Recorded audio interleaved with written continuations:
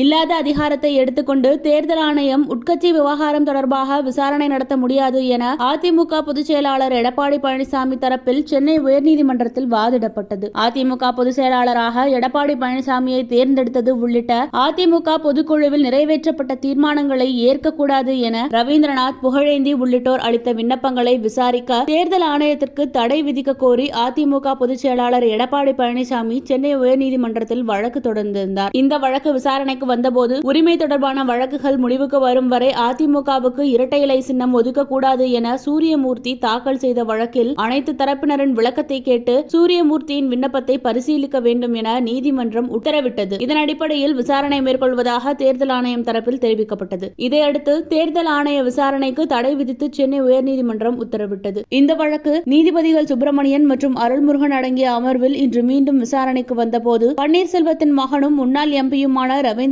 மற்றும் புகழேந்தி தரப்பில் தடையை நீக்க கூறி மனுக்கள் தாக்கல் செய்யப்பட்டன. இந்த மனுக்கள் மீதான விசாரணையின் போது ரவீந்திரநாத் மற்றும் புகழேந்தி தரப்பில் உயர்நீதிமன்ற உத்தரவுக்கு முன் தேர்தல் ஆணையத்தில் அளித்த மனுக்களுக்கு பதிலளிக்கவே தேர்தல் ஆணையம் உத்தரவிட்டிருந்தது. தனிப்பட்ட அதிகாரம் கொண்ட தேர்தல் ஆணையத்தின் விசாரணைக்கு தடை கோர முடியாது என்றும் வாதிடப்பட்டது.